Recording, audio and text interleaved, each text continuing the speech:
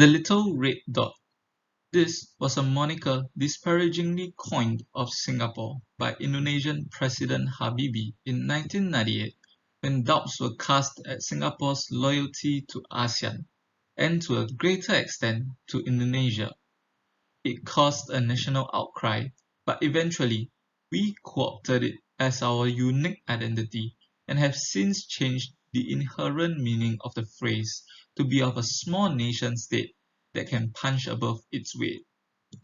Today, we'll be focusing on Singapore's relationship with ASEAN and the reasons behind the decision to continue putting ASEAN as one of the forefront drivers of its foreign policy. In the same vein, we will also look at how ASEAN benefits from Singapore's continued participation. Singapore's foreign policy can be broadly summed up into three core principles.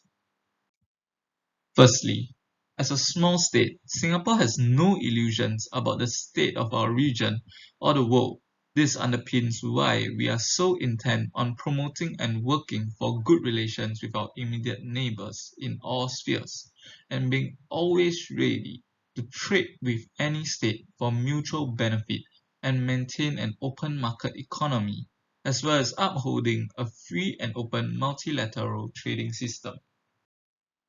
Secondly, Singapore must always maintain a credible and deterrent military defense as the fundamental underpinning for an effective foreign policy.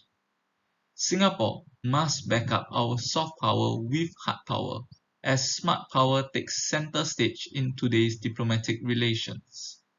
To strengthen this, we support and are active in international organizations such as the United Nations, and are always willing to stand by our friends who have stood with us in times of need, consolidating various alliances. Lastly, Singapore is fully committed to ASEAN and will work to maintain a secure and peaceful environment in and around Southeast Asia, especially in the Asia-Pacific region. So then, why ASEAN? The first two core principles of Singapore's foreign policy are straightforward, which begets the question then, why mention ASEAN specifically as a key tenet to its foreign policy? There are once again three main identifiers. Firstly, Singapore is in a unique position in the region as a Chinese nut in a Malay nutcracker. This is because we are a small Chinese majority state surrounded by neighbours of Malay majorities. The formation of ASEAN has fostered peace and stability in the region and created a climate where the ties that bind its various members individually and as a group are stronger than the disagreements that they may have from time to time. Also, this arises from the need to dissuade our neighbours of the notion that we are a third China in the Southeast Asia region. Secondly, ASEAN has the potential to be wielded as a double-edged sword, internally and externally.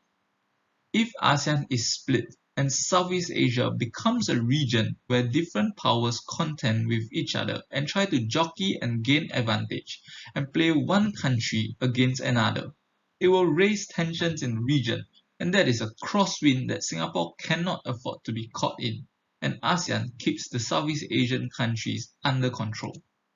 Externally, a stable ASEAN is useful to the major powers of the world and puts us on the world stage to compete with major blocs like the EU, while preventing external influences from dominating the region. Lastly, ASEAN was chosen for the sole selfish reason of survival, which birthed Singapore's guiding framework of pragmatism. As one of the founders of ASEAN, its inclusion in our foreign policy is also to signal our long-standing commitment and continued efforts to uplift ASEAN, as well as announce our loyalty to our neighbours, that they take precedence over contentious major powers like the China and the US. So what does this then mean for ASEAN and Singapore? For Singapore, ASEAN brings about enormous economic benefits to Singapore and Singaporeans. Our domestic market consists of 5.6 million consumers. Under the ASEAN Economic Community, with its ambition to integrate the 10 economies into a single market and production base, means that our domestic market will increase to 628 million consumers. ASEAN's economy is one of the fastest growing economies in the world. It is currently the world's 7th largest economy and is on track to become the 4th largest by 2030. Unlike the protectionist trend elsewhere, ASEAN remains committed to free trade, regional integration, and open economies, and is currently driving the negotiation of a mega free trade agreement involving ASEAN and 6 other economies called the Regional Comprehensive Economic Partnership, and when concluded, this will be one of the biggest free trade areas in the world. What political benefits has ASEAN then brought to Singapore and Singaporeans? The most important benefit is peace, the structural foundation on which economic endeavours are made possible.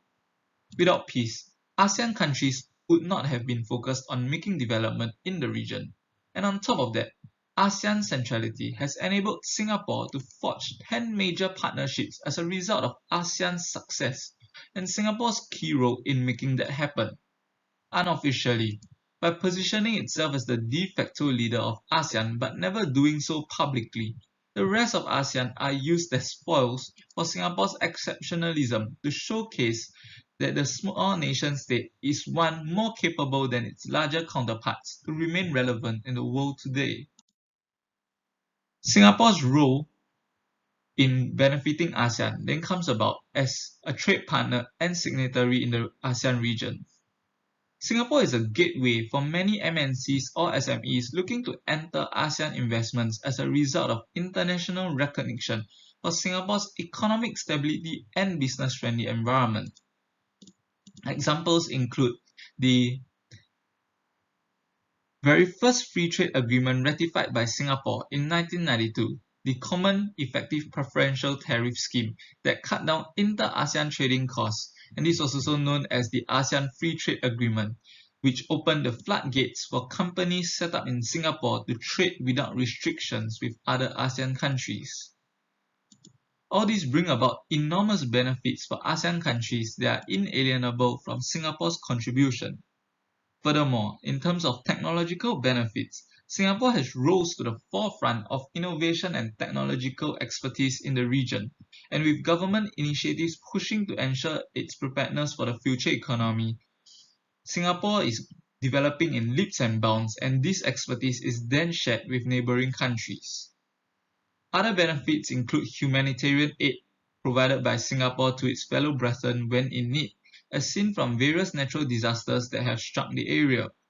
Examples include $200,000 pledged to Southeast Asian countries affected by typhoon and $5 million pledged to the COVAX, of which 6 members of ASEAN are eligible for assistance. Imagine then, we live in a world without ASEAN today. What would be Singapore and Southeast Asia's fate? Talking about Southeast Asia first, it is very possibly not worse off, as evidenced by global powers' interests such as China in Myanmar, Cambodia, and Laos. And on its own, Indonesia is a huge country with an abundance of natural resources as well, and would definitely be able to survive even without ASEAN. It is to be noted that ASEAN members practice non-interference when it comes to state affairs as far as possible. And what this means is that we can factor out the state of their political affairs and its impact on their growth as a country.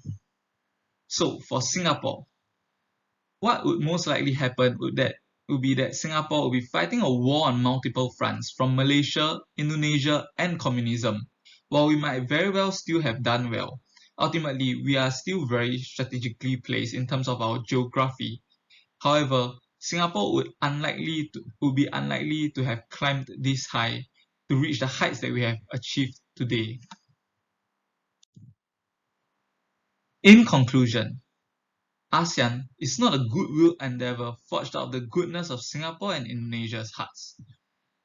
ASEAN was a calculated move by Singapore to help springboard it to a stable and safe global position, as they needed ASEAN to protect itself from the Southeast Asia region, as well as the power struggle happening between the US and the USSR, and later on China. On the other hand, Indonesia wanted the formation of ASEAN to ensure that Malaysia or Singapore would not become a chess piece of colonial powers, as Malaysia was considered by them to be a neo-colonial experiment. Ultimately, even benefits that Singapore brings to ASEAN ultimately get channeled back to Singapore in various ways, not necessarily just economically. There are many soft power effects that go towards helping Singapore extend its reach and hold over the ASEAN region, keeping us as the key player on this side of the world. Because ASEAN has been a very successful experiment and has proven intangible benefits despite its encumbered position to make changes and poor track record in dealing with crisis, Singapore will continue to rely on it in its foreign policy. With that, I've come to the end of my presentation. Thank you.